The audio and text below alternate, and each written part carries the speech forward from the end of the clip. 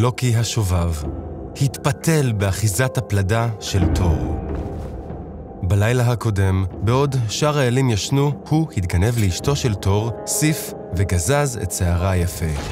זה נראה כמו תעלול מצחיק באותו זמן, אבל עכשיו תור עמד לשבור כל עצם בגופו. לוקי היה צריך לחשוב על דרך לתקן מה שעשה. ועדיין, מי היה יכול להחליף את שערה של סיף, זהוב, כמו שדה חיטה בקיץ? הגמדים! הנפחים האגדיים יכלו ליצור כל דבר, אז לוקי מיהר לממלכתם עמוק בתוך הרי הארץ. עוד לפני שהגיע, לוקי השובב כבר זמם איך הוא יוכל לגרום לגמדים לעשות מה שביקש. הוא החליט שהסיכוי הטוב ביותר היה לאמת שתי משפחות אחת נגד השנייה. הוא ביקר ראשית את בני איוולדי המוכשרים.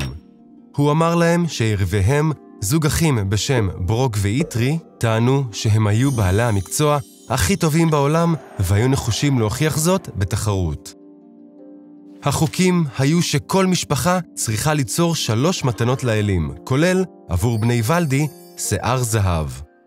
אז לוקי ביקר את ברוק ואיטרי ואמר להם את אותו הדבר, רק שעכשיו טען שבני איוולדי הם שהעלו את האתגר.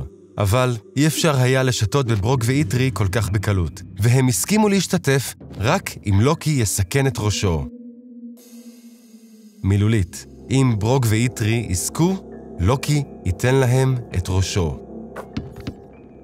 ללוקי לא הייתה ברירה אלא להסכים, וכדי להציל את עצמו, הוא היה צריך למצוא דרך להבטיח שבני איוולדי יצאו מנצחים. 2 זוגות הגמדים יצאו לעבודה. איטרי שלח את ברוק לאייש את המפוחים, ואמר לו לא לעצור משום סיבה, או שהאוצר יהרס. במהרה, זבוב שחור מוזר עף לחדר. כשפיסת אור חזיר הונחה בכבשן, הזבוב עקץ את ידו של ברוק, אבל הוא לא זע. אז בעוד איטרי עבד על בלוק זהב, הזבוב נשך את צווארו של ברוק. הגמד המשיך. לבסוף, איטרי שם פיסה של ברזל בכבשן. הפעם הזבוב נחת על אפפו של ברוק ונשך הכי חזק שיכל. ורק לשבריר שנייה, ידו של ברוק עזבה את המפוחים. זה כל מה שהיה דרוש. האוצר הסופי שלהם לא נשאר באש מספיק זמן. לוקי הופיע עכשיו בצורתו רגילה, שמח על הכישלון, והתלווה לגמדים כדי להציג את אוצרותיהם לאלים. ראשית, לוקי הציג את האוצרות מבני איוולדי. שיער הזהב שלהם נקשר לראשה של סיף והמשיך לגדול, מה שהשאיר אותה אפילו יותר זוהרת מקודם לכן. ואז, לאודין האב, חנית מדהימה שיכולה לחדור דרך כל דבר. ולבסוף, בת קטן שיכול להיפתח לספינה שנבנה עבור פרייר, אל הקציר. אז ברוק הציג את האוצרות שהוא ואחיו יצרו. עבור פרייר הם חישלו חזיר עם שיער זהב, שמשך את מרכבתו של פרייר בשמיים מהר יותר מכל סוס. לאודין צמיד מוזהב שייצור 8 צמידים נוספים בכל לילה 9. ולתור פטיש בשם מיולניר. הידית שלו הייתה קצרה מדי, ולא כחייך על הפגם הברור. אבל אז ברוק גילה את יכולותיו.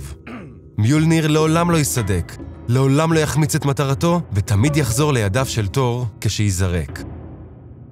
למרות הידית הקצרה, האלים כולם הסכימו שזו הייתה המתנה הטובה מכולם. כשהוא זוכר את הסיכונים, לוקי ניסה לברוח, אבל תור הגיע אליו קודם. אבל לפני שהגמדים יכלו לקבל את מה שהגיע להם, לוקי החכם אמר שהם זכו בזכויות לראשו, אבל לא לצווארו, ולכן לא בזכות לחתוך אותו. כולם הודו בחוסר רצון באמת, אבל ברוק יצחק אחרון. הוא לקח את המרצע של אחיו וניקב את שפתיו של לוקי ותפר את שפתיו. כך שהאל השובב לא יוכל יותר להפיץ את ההונאות המרושעות שלו. ועדיין האירוניה לא עבדה לאלים. מאחר וההונאה של לוקי היא שהביאה להם את האוצרות ונתנה לתור את הפטיש בזכותו, הוא עדיין ידוע היום. מוכנים להמשיך ללמוד? צפו בסרטונים האלה כדי לאתגר את מה שאתם חושבים שאתם יודעים, או ללמוד עוד על מה שאתם לא יודעים. הירשמו וישארו סקרנים.